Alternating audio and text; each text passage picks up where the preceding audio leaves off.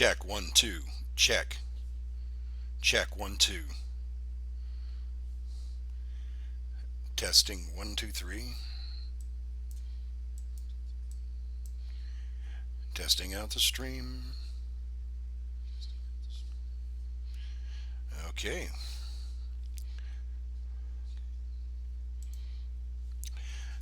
Looks like things are working, and we're going to get started here in just a few minutes. But this is the Neon Wrangler Show, and we have been away for a while. Some of it due to the COVID-19 thing and just the uproar that's been going on. But we're back with more stuff, cooler stuff, better stuff. Not only are we going to do true crime and horror, but we're going to do some interesting crypto stuff from time to time. I don't normally do that crypto stuff, but I love this story. This is one that once I heard it, I couldn't get enough of it. It's a quick. No, I should say it's a quick story. It's not a long story, but there's a ton of information in it, and we'll be talking about that in just a few minutes. Let me see what time it is. We got 2 minutes before we start, and if you look at the background behind me, you can see sort of what the show is going to be about. Any of those things you guys recognize back there. We're still waiting for people to come on in and join us for the show. Welcome anybody to the chat room, and I'll be telling you about the Lake Vostok monster, lack of a better term, organism 46B. Anyway, it's Monday. I hope you guys had a great weekend. My weekend was all right, I think, if I remember it. No, it was a good weekend. It's making my head look crooked. My head is crooked, but anyway. Yeah, it was a good weekend. Hope you guys had a good one too. That big dust cloud's coming in. We're in from over our location where we're at, and we don't really see anything. It's been a really hot day, and but anyway, enough of that boring stuff. I hope you all, if you are so inclined, have your mask. Here's my mask when I go out. What is it? Show you that real quick. It's kind of cool because tonight we're doing. It's what do they call them? A baklava, or balaclava, or whatever the hell it is. That's my COVID mask if I feel like wearing one, which they're saying you should do or saying you shouldn't do. Depends on who you talk to. Anyway, it's 9 p.m. It's time to start the show. It is time for us to discuss organism 46B, a creature that Russian scientists found living beneath the ice in Lake Vostok in Antarctica. Now, first of all, let me set the scene for you. What we're talking about here. Um, Years ago, the Russians started drilling down in Antarctica. They started drilling down into Lake Vostok. They had to drill through 2 miles of ice. Now that takes quite a while to do. It's not. You can imagine it's no easy undertaking. I don't care if it's dirt or ice or stone. Ice might sound easy, but it took them quite a few years to dig that deep. I don't remember the exact amount of years. Let me see here on my notes. It took them from. Wow, it looked like they started. They had established a base in 1957, and they started drilling in 1974.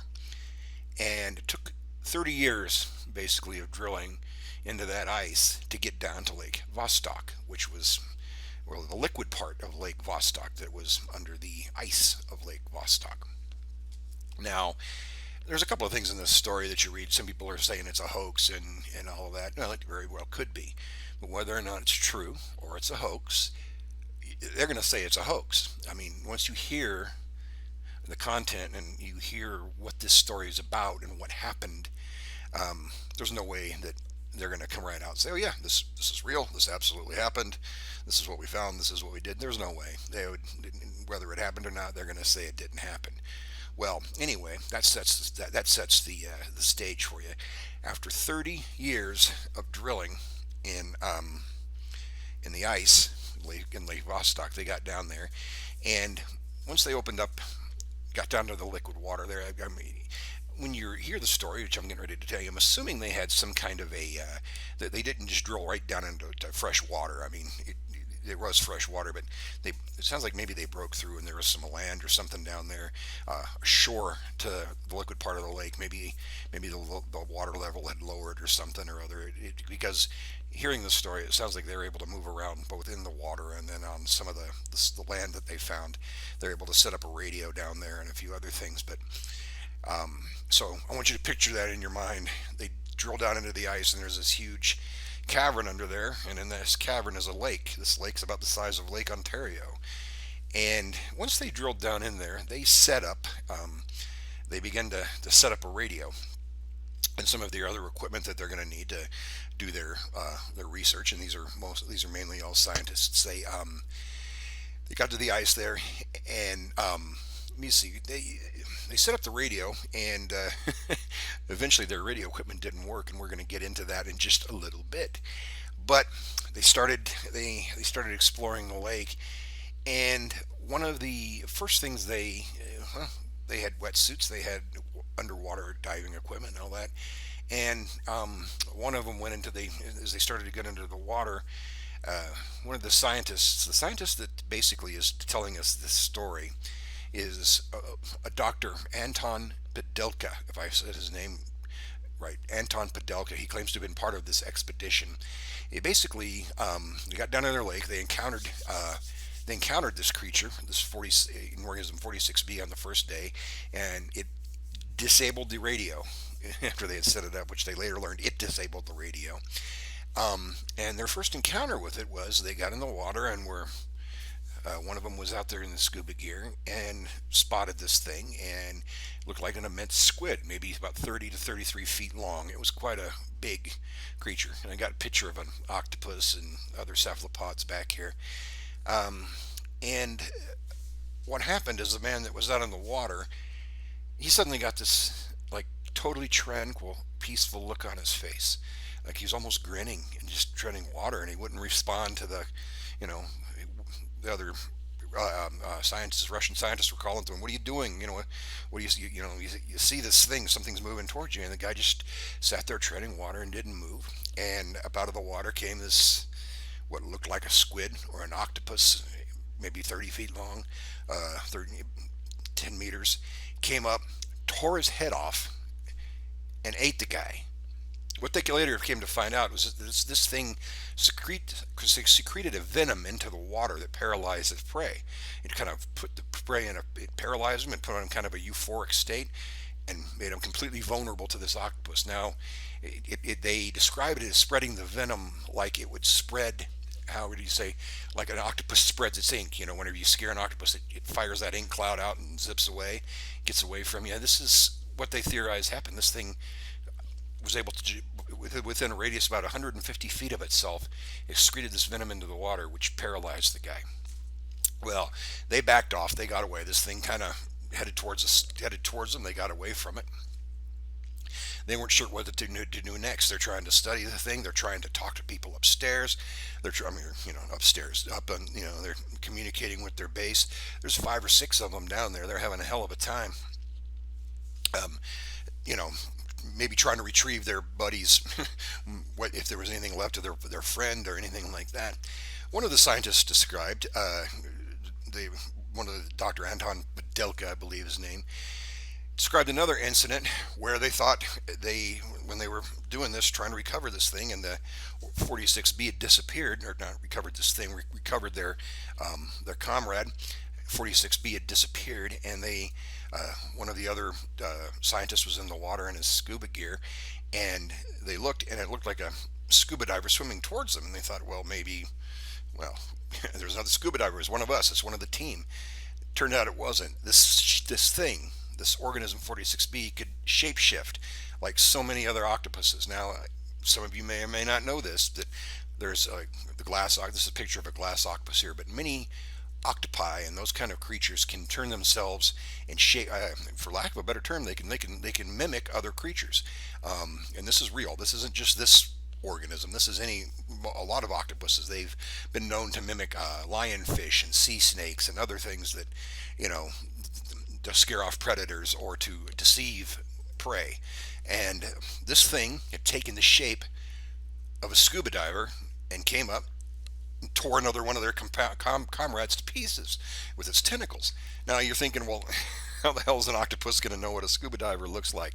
I thought about that for a bit, and I'm like, well, I'm sure this 46B didn't like completely emulate, you know, an aqua lung and a snorkel and a mask and a weighted belt and all that other crap that divers wear. It probably was basically the vague shape of a human, what a human diver would look like when they're swimming. I've seen when the octopuses look like when they do the sea thing. It's pretty cool. Or when they look like a rockfish, they just kind of, you know, shape themselves. They look like a fish sitting there on the bottom of the floor of the ocean. And so when they saw this thing, it was able to deceive the Russian scientists. Came up, grabbed him, ripped him to pieces, ate, totally shredded him, and I guess ate some of them, and they backed off again. Well, they knew they were having a hell of a time. This thing was becoming more and more aggressive. They were losing personnel to this creature, to number 46B here, and we've got somebody in the chat room that's saying hello there. Hello, mind illusion. I'm gonna say, well, I guess I can say it. I don't have to type it. Hello, mind illusion. Welcome to the show. I'm glad you're checking us out. So they decided that they're going to have to do something about this. This thing was coming up towards them. They were actually going to try to capture it, and they had brought a tank with them. Not with them. They had gotten a tank down there that they're going to try to contain this thing in.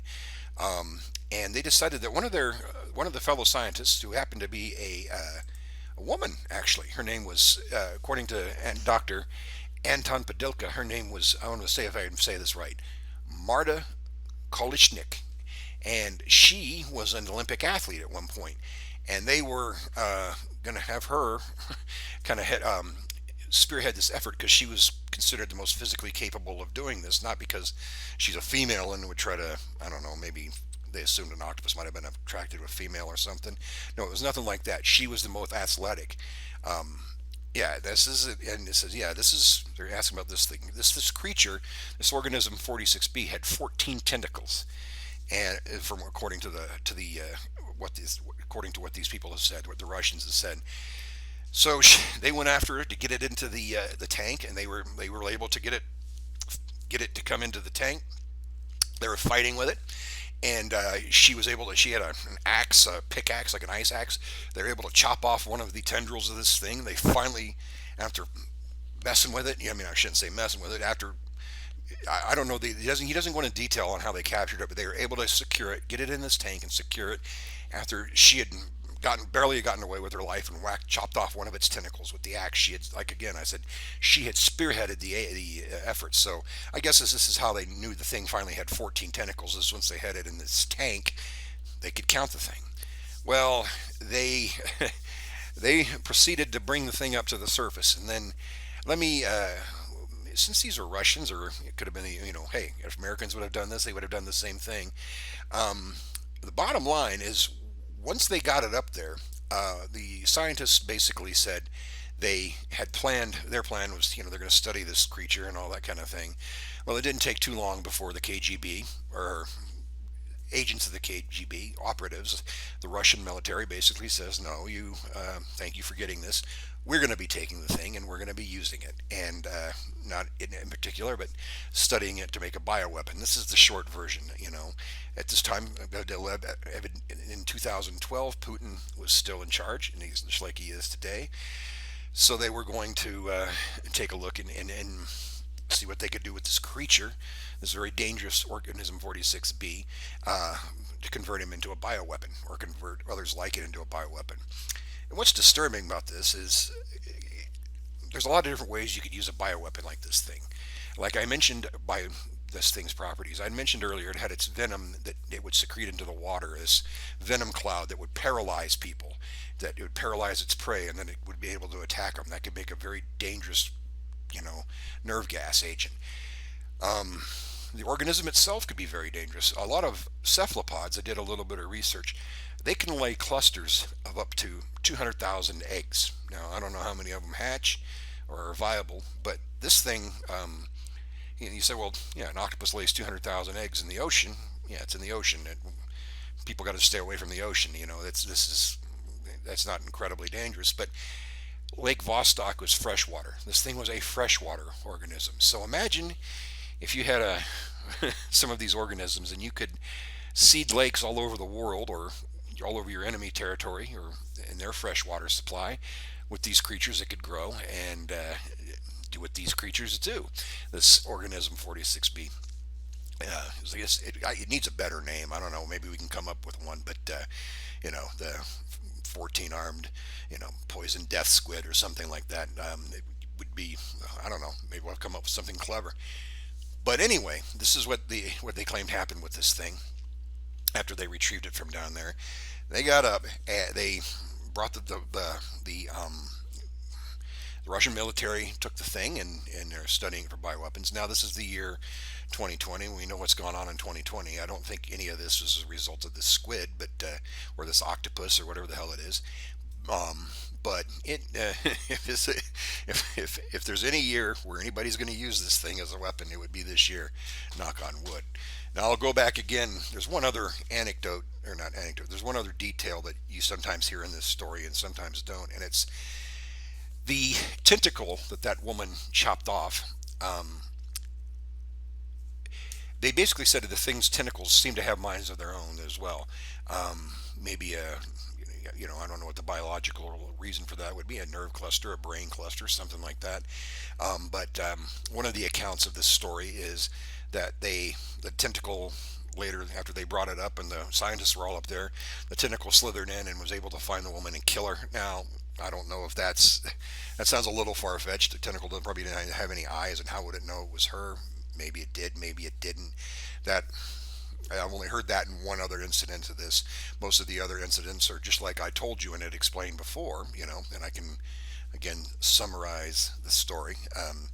The Russians drilled down into Lake Vostok. It took them 30 years once they got down there. They found a freshwater lake. I'm assuming there was a big cavern. They started exploring it. They encountered this thing. At first, it could use its toxic poison in the water to immobilize one of their comrades and killed him, tore his head off and ate him. Then it mimicked another diver and approached, tricked him, tore him to pieces. Then they proceeded to make a plan and capture the thing and bring it up where it was used as a bioweapon. So that, again, that's the story in a nutshell. It's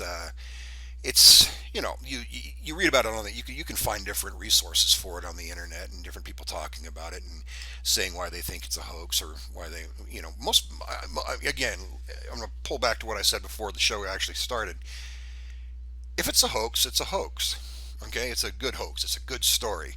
It's kind of cool. I mean, it's an intriguing story. It's something maybe I don't know if we'd wish it was real, but it sounds scary. It's good. It's a good one.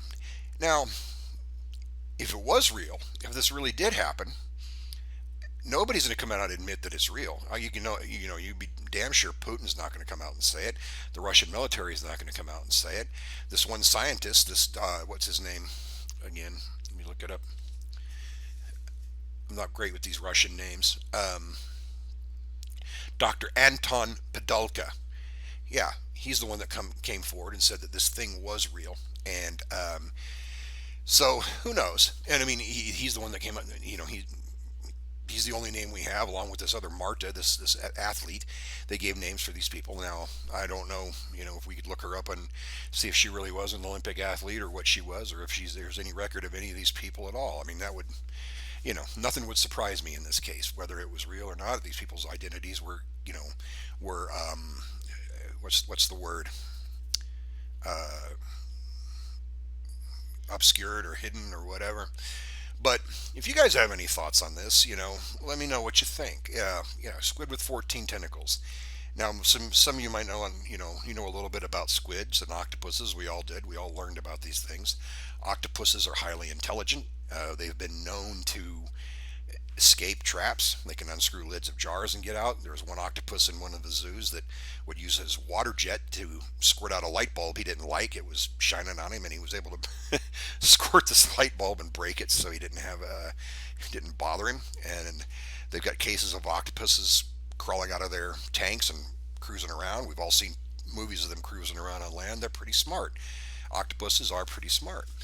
There was a case one time in I don't know if it was in San Diego. It was one of those SeaWorld places, and they had sharks. They had a big gigantic saltwater tank, and they were putting sharks in the saltwater tank. Small sharks, not anything. Let me see where the camera is. Not giant big sharks, but juvenile sharks in there. And for whatever reason, they'd come in and they'd do their shark count once in a while. Here, I don't know, maybe every day or whatever. And every now and then there'd be a shark missing, and they couldn't figure this out. Where are these sharks going? I mean, sharks just don't vanish. You don't. I mean, the sharks aren't escaping. I don't know. Maybe they're eating each other. They thought there would be more, shark parts laying around if there weren't. Well, the punchline to this story is simple.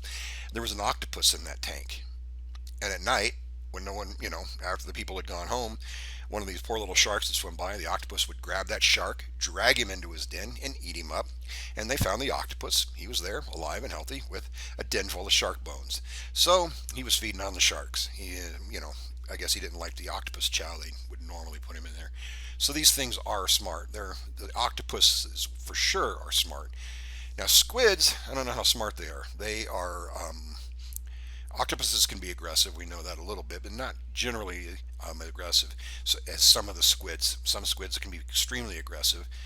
Um, the ones that we know of, that I know of, that are the most aggressive aren't the giant squids or anything like that. We don't know too much about those guys.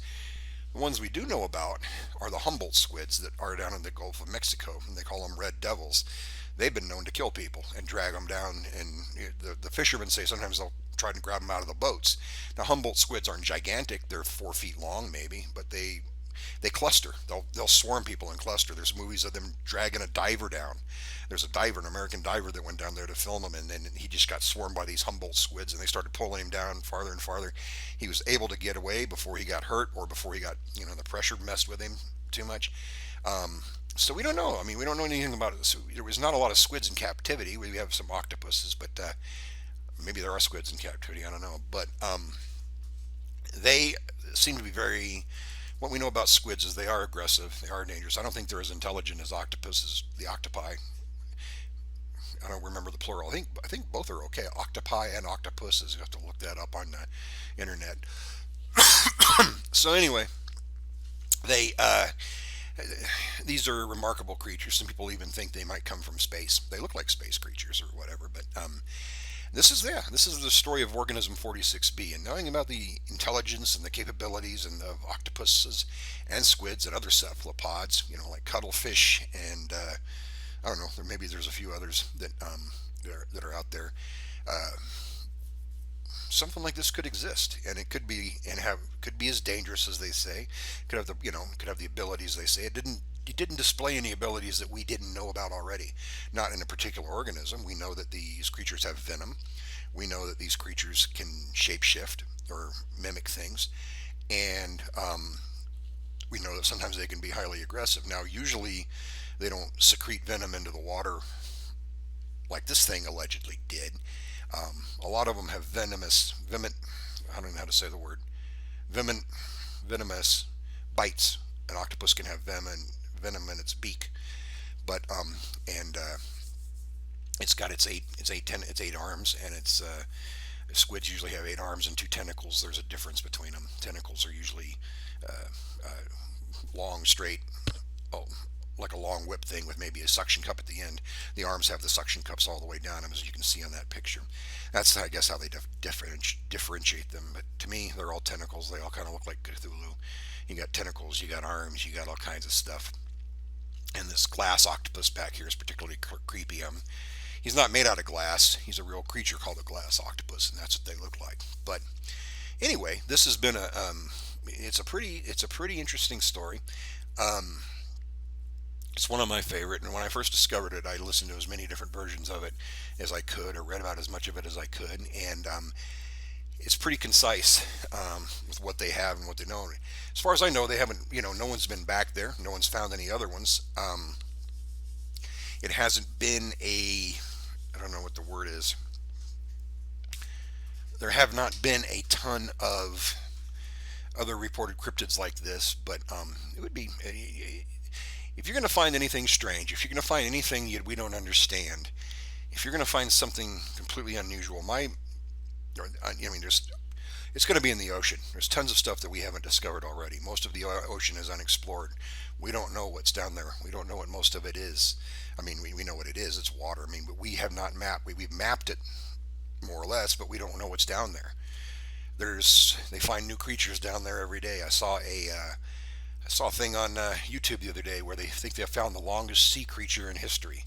Now you may ask yourself, what the hell? How long is the longest sea creature in history?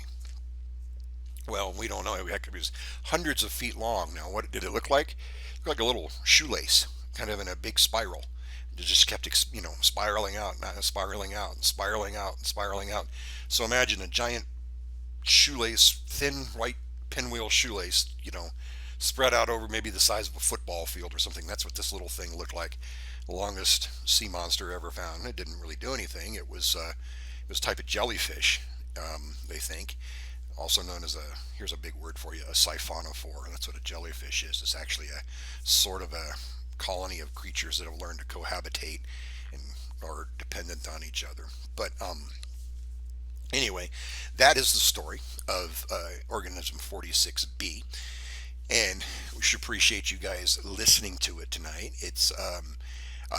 If you got any questions, shoot me a message anywhere here or on YouTube, and we can take care of it. But this is one I been dying to share with you since I've heard about it, and I think it's a good way to come back from the hiatus we had because of what was going on. Kind of one of these little stories that makes you think, get our brains off of stuff for a while.